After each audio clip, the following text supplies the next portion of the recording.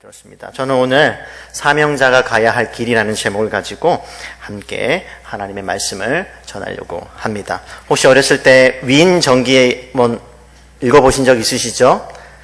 우리 선생님들이나 아니면 또 지회에 있는 분들이 어렸을 때부터 세계의 위인들을 아는 것, 그들이 어떻게 살았는지, 때로는 삶의 여러 우여곡절 속에서 어떻게 그 문제들을 해결했는지 그것을 아는 것은 굉장히 중요하고, 또 우리가 살면서 다 유사하기 때문에 그와 같은 어떤 상황들을 만났을 때 헤쳐나갈 수 있는 길, 또 그리고 어떤 방법들을 배울 수 있기 때문에 위인 전기를 많이 읽어라, 이렇게 얘기를 들으셨을 거예요. 그리고 또 많이 읽으셨죠?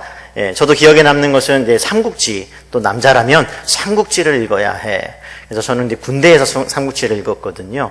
근데 하루에 한 권씩 독파할 정도로 왜 이렇게 재밌는지, 왜냐하면 군대에 있으니까 군대 이야기잖아요. 그래서 굉장히 재미있게 읽었었던, 이런 의도에서 삼국지를 읽으라고 하는구나, 그런 것을 깨달은 적이 있습니다. 이처럼 세계에서 이름을 떨치고 또 유익을 남겼던 사람들의 일대기를 읽는 것은 굉장히 중요하다, 이렇게 많은 사람들이 이구동성으로 말을 하고 있죠. 근데 하나님께서는 그와 유사하게 성경을 통해서 수많은 성경의 위인들이라고 할 수 있는 믿음의 사람들, 믿음의 영웅들을 우리에게 소개해 주고 있습니다. 왜 그럴까요? 하나님께서는 우리의 어떤 연약함, 또 우리의 한계, 그 모든 것들을 잘 알고 계시기 때문이지 않을까. 특별히 오늘 저는 세례 요한 또는 세례자 요한이라고 하는 한 사람에 집중하려고 해요. 누가복음 1장에 보게 되면 세례자 요한의 탄생에 관한 내용이 길게 기록되고 있는 것을 볼 수가 있어요. 하나님께서는 탄생 이전부터 어떤 특별한 계획을 가지고 세례자 요한을 준비하고 있는 것을 볼 수가 있는데요. 그만큼 세례 요한은 우리에게 중요한 교훈을 줄 수 있는 충분한 사람이라고 볼 수가 있습니다. 그래서 한 가지 먼저 짚고 넘어갈 것이 있어요. 그럼 하나님께서는 그와 같은 믿음의 사람들, 특별히 이름을 떨치는 믿음의 위인들, 그런 사람들을, 어떤 사람들을 쓸까? 이거죠. 그리고 어떤 사람을 어떤 기준에 의해서 그런 사람들을 선별해서 사용하실까? 한 가지 분명한 것은 있습니다. 우리가 생각하는 것과 하나님이 생각하는 것은 다르다는 사실이에요. 하나님의 기준과 우리의 기준이 다르다는 사실입니다. 우리가 사무엘 선지자를 통해서 알 수 있는 것처럼 사람을, 외모를 보고 취하지만 하나님께서는 무엇을 본다고요? 마음속에 있는 그 중심, 그것을 보고 하나님께서는 판단하신다. 그래서 하나님의 판단 방법과 인간의 판단 방법은 다를 수밖에 없는 거죠. 어찌 보면 인간의 한계라고 할 수가 있고, 또 다른 면에서는 신이 가지고 있는 특별한 그 전지전능한 능력이라고 말할 수 있을 것입니다. 그래서 우리의 관점으로 보게 되면 세례자 요한도 한계를 가지고 바라볼 것이에요. 하지만 하나님께서는 세례자 요한 탄생 이전부터 선별하시고 그가 태어났을 때부터 특별한 능력을 부여하시면서 하나님께서 장차 사용하시는 그 계획을 우리들에게 소개하시는 것을 보면, 이 사람은 뭔가 다르다는 것을 알 수가 있죠. 그래서 오늘 뭔가 사명자, 그 하나님의 선택, 특별한 선택을 받은 이 사명자의 그러면 특징이 무엇인가? 오늘 세례자 요한을 통해서 세 가지를 한번 나누려고 합니다. 첫째로, 사명자는, 세례자 요한은 어떤 사람이었냐면 위대한 사람이라고 하는 특징을 가지고 있었다는 것이에요. 15절의 앞부분에 보게 되면 이는 그가 주 앞에 큰 자가 되며, 있죠? 주 앞에. 그러니까 주 앞에서라고 하는 말은 우리 고신교회니까 코람데오라는 말을 잘 아시잖아요. 하나님 앞에서, 히브리어에서는 리프네이 엘로힘 이렇게 말할 수가 있는데, 하나님 앞에서, 이 말의 뜻은 뭐냐면 하나님의 판단 기준에 따르면 하나님이 보실 때에, 그러니까 인간의 판단 기준과 하나님의 판단 기준이 다를 때 사용하는 단어이지요. 그러니까 사람들 앞에서는 별 볼 일 없는 사람일 수가 있어요, 사람들이 판단에 의하면. 근데 하나님이 보실 때는 다를 수가 있는 거죠. 어떤 구약의 인물이 있을까요? 예를 들면 다윗 같은 인물 한번 보실까요? 자, 사무엘 선지자가 이제 하나님께서는 이새의 아들 중에 이제 왕이 될 사람을 하나님께서 지목하는 그 과정을 보게 되면, 자, 맏아들부터 쭉, 아니야, 하나님께서 거절하시죠. 맏아들을 봤을 때 사무엘의 반응이 어땠습니까? 와, 왕감이다. 이렇게 생각했잖아요. 그런 사람을 판단 기준인 거죠. 근데 하나님의 판단 기준은 무엇이었어요? 아니. 그런데 그 줄 세워서 소개를 받았던 사람들 중에는 아무도 하나님의 판단 기준에 합격받은 사람이 없었죠. 그때 당시 아버지의 심부름으로 목동에 일을 하고 있었던 그 막내, 그 자리에 없었던, 소개도 받지 못했던 그 아들 막내 다윗이 하나님의 선택을 받았다는 것을 알 수가 있습니다. 그래서 하나님의 선택하는 과정에 보게 되면 다른 사람에게 소개할 정도가 되지 않는 사람도 하나님께서는 어떻게요? 들어서 위대한 사람을 만든다는 사실입니다. 그러니까 이스라엘 백성을 선택할 때도 마찬가지죠. 이 세상에서 잘나서 뭔가 유명해서 특별한 것이 있어서 아니요. 가장 연약하고 가장 보잘것없는 그런 민족이기 때문에, 자랑할 거리가 없는 민족이기 때문에 들어서 위대한 민족으로 삼으신 거예요. 지금도 마찬가지입니다. 하나님께서 사용하시는 사람은 나 잘났다 하는 사람은 사용하지 않습니다. 나는 연약하고 나는 부족하고, 하나님, 제가 어떻게 감히 하나님의 그 위대한 하나님을 섬기는 위대한 사람이 될 수 있습니까? 이렇게 고백할 줄 아는 겸손한 사람을 하나님께서 사용하시더라는 거예요. 그래서 이 위대한 사람, 지금 어떻게 해요? 세례자 요한이 태어나기도 전부터 하나님께서는 점 찍어둔 거죠. 아직 위대한 어떤 업적을 남긴 적이 없어요. 태어나지도 않았는데요, 하나님은 위대한 사람을 어떻게 해요? 위대한 사람을 태어나게 해서 만들어서 사용한다는 것 사실을 우리는 기억할 필요가 있는 거예요. 그래서 위대한 인물, 신앙의 위인은 어떻게 해요? 만들어지는 것이다. 태어나는 것이다. 자기의 능력으로 뭔가를 업적을 남기는 것이 아니라 그런 업적을 남기기도 이전에 하나님에 의해서 하나님으로 태어나는 사람이라는 사실을 기억할 필요가 있어요. 이 말은 뭐냐면 누구나 다 위대해질 수가 있는 거예요. 하나님께서 선택하시면 되는 거예요. 하나님, 저는 공부를 많이 하지 못했는데요. 하나님, 제가 할 수 있는 능력이 부족한데요. 아니요. 하나님께서 위대한 사람으로 찍으셨다면 하나님께서는 만들어서 사용하실 거예요. 근데 믿음의 이런 위대함은 언제 드러날까요? 언제요? 그럼 다윗의 삶을 보면 되죠. 다윗의 위대함은 기름 부음을 받았을 때 나타나지 않았습니다. 언제 나타났죠? 다윗과 골리앗과 싸울 때 드러나는 거예요. 남들은 무서워서 벌벌 떨 때, 남들이 가지 않는 길을 걸어갈 때, 그때 위대함은 드러나는 거예요. 남들처럼 똑같이 생각하고, 남들처럼 똑같이 살아가고, 남들처럼 평범한 일상 속에서 믿음의 영웅, 믿음의 위인은 태어나는 것이 아니라, 드러나는 것이 아니라 어떻게 해요? 남들이 가지 않는 길을 걸어갈 때 어떻게 해요? 그 위대한 사람으로 드러나기 시작하는 거예요. 다윗은 어떻게 나갔습니까? 다른 사람은 자기의 능력과 골리앗의 능력을 대조해서 나는 저 골리앗과 싸울 수 없어, 다 그렇게 생각하고 있을 때 어찌 감히 만군의 여호와 하나님의 이름을 더럽히냐고 믿음으로 자기의 한계를 뛰어넘어 돌멩이 가지고, 자기가 가장 잘할 수 있는 그 돌멩이 가지고 나갔을 때 싸워서 이겼잖아요. 이게 위대한 사람의 특징인 거예요. 위대한 사람은요, 남들이 가는 길을 걸어갈 때 드러나는 것이 아니라 남들이 가지 않는 길을 걸어갈 때 그때 드러나는 것이에요. 저는 부디 여러분들이 하나님께서 여러분 모두 위대한 사람으로 예정하셨다고 믿습니다. 아직은 드러나지 않는 것일 뿐일 수도 있는 거예요. 내일, 다음 주, 내년에, 아니면 10년 뒤에 드러날 수 있을 것이에요. 그때 준비하셔야죠. 하나님, 저를 어떻게 쓰시겠습니까? 그때 남들이 가는 그 길을 걸을 때 드러나는 것이 아니고 믿음으로, 때로는 도전하며 믿음으로 도약하며 하나님의 이름을 위해서, 영광을 돌리기 위해서 결단할 때 여러분들의 믿음의 그 위대함은 드러날 것입니다. 그래서 믿음은 바라는 것의 실상이라고 했어요. 보이지 않는 것 속에서 보이는 것처럼 생각하고 믿고 바라며 하나님을 의지하며 하나님께 영광을 돌리며 나아갈 때 여러분의 믿음의 위대함은 드러날 것입니다.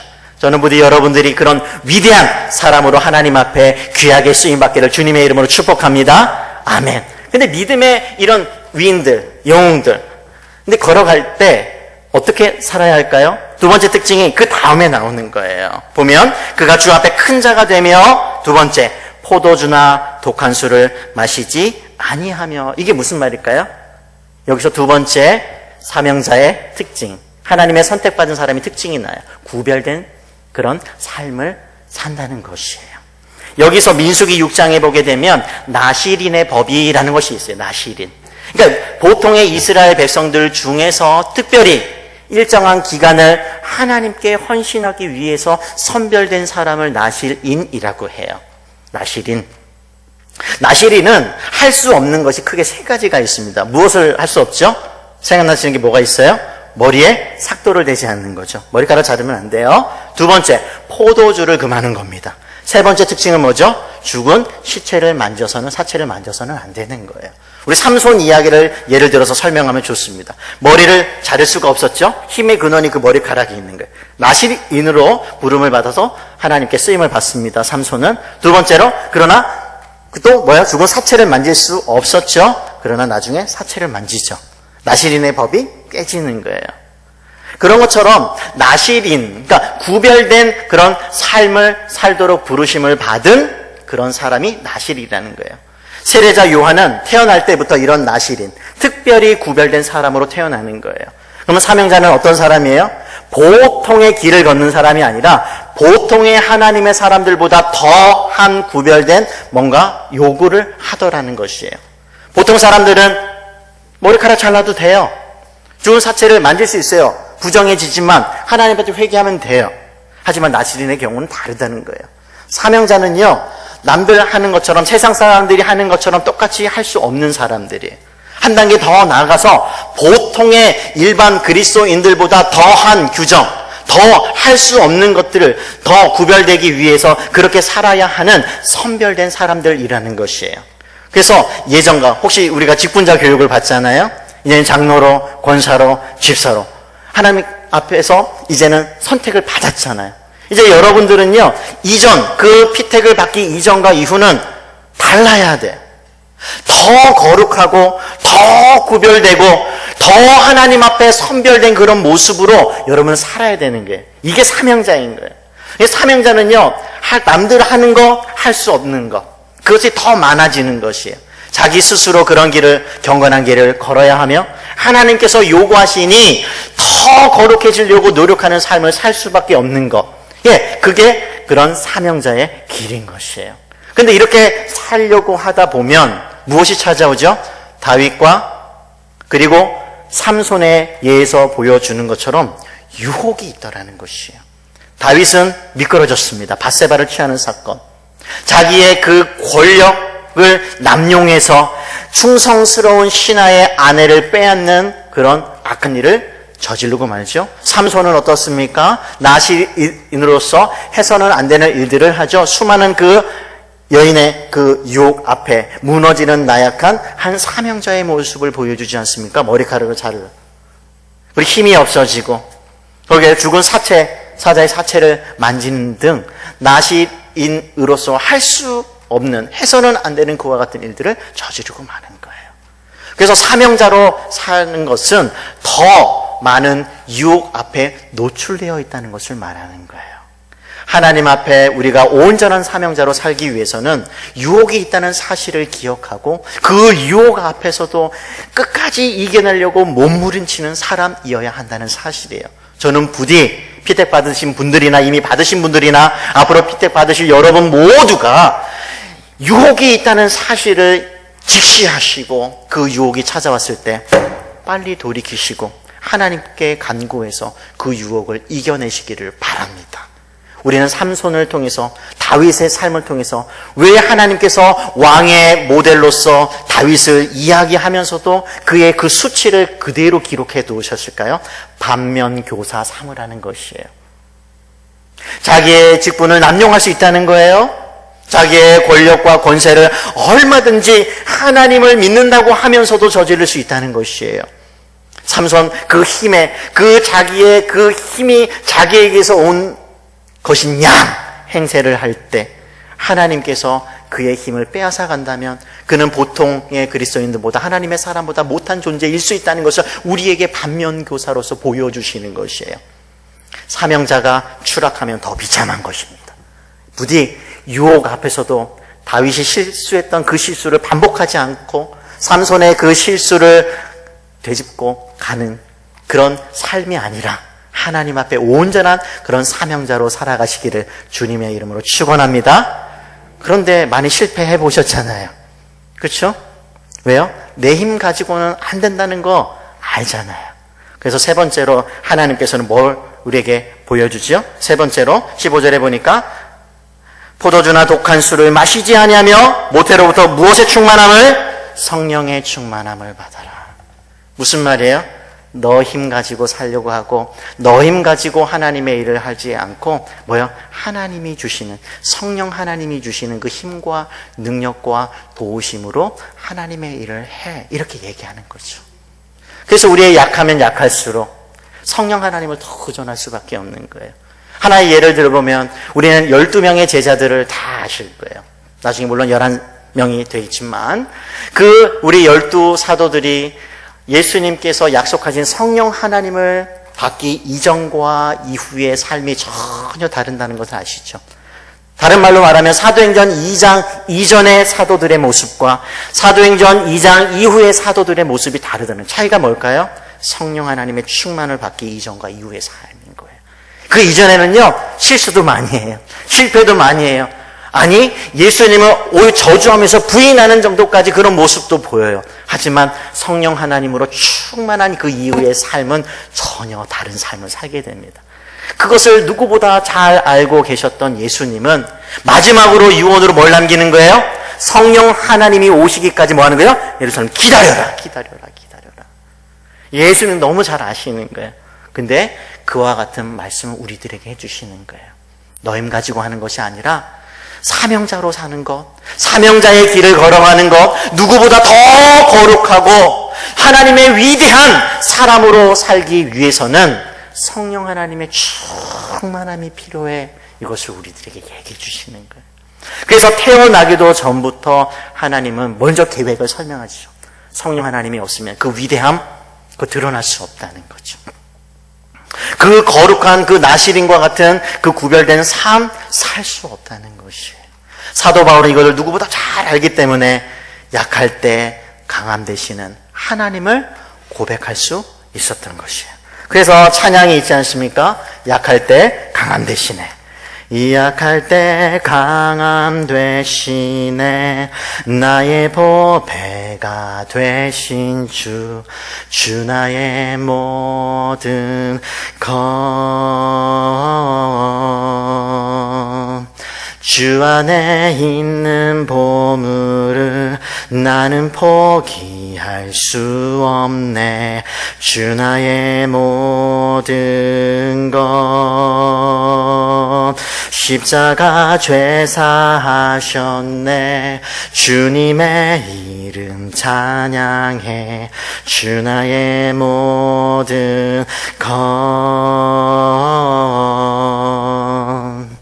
쓰러진 나를 세우고 나의 빈잔을 채우네. 주 나의 모든 것. 그런 거예요. 사명자는요, 자기의 힘 가지고 사는 것이 아니라 하나님이 주시는, 성령 하나님이 주시는 힘과 능력으로 사는 것이에요. 그래서 남다른 거예요. 남달라야 되는 것이에요. 히브리서 11장에 보게 되면 수많은 믿음의 위인들의 목록이 나옵니다. 그 사람들의 일대기를 한번 살펴보세요. 믿음으로 바라보고 믿음으로 생각하고 믿음으로 이 세상에 있지만 믿음이 없는 사람들과는 전혀 다른, 로마서 12장 1절에 나왔던 것처럼 이 세상을 본받지 않는, 본뜨지 않는 그런 삶을 걸어갔던 수많은 사람들의 목록이 등장하고 있습니다. 그 마지막 목록에 우리의 이름을 넣어야 되지 않겠습니까? 남들처럼 살다가 세상 사람들과 전혀 다르지 않는 삶을 살다가 그런 우리의 이름을 그 믿음의 위인 밑자리에 우리가 넣을 수가 없는 것입니다. 사명자는 그런 거예요. 예수님께서 말씀하셨죠. 나를 따르려거든 자기의 십자가를 지고 나를 따라야 된다. 넓은 길로 걸어가는 것이 아니라 예수님이 가신 그 길은 좁은 길, 인기 없는 길, 사람들에게 주목받지 않는 그런 길을 걸어가시는 거예요. 근데 예수님은 혼자 그 길을 걷는 것이 아니라 우리 보고 그 길을 따라오라고 하시는 거예요. 그게 사명자가 가는 길인 것입니다. 믿음의 영웅은 하늘로부터 태어나는 것이며 더 거룩할 때 드러나며 성령 하나님이 주신 힘과 능력으로 그것을 모든 것을 감당할 때 그런 믿음의 위대함이 드러나는 것입니다. 부디 우리 창원 새순교회 우리 모든 우리 성도 여러분들이 다 그와 같은 하나님께서 인정하시는 그런 믿음의 위인으로 남으시기를 주님의 이름으로 축복합니다. 기도하겠습니다.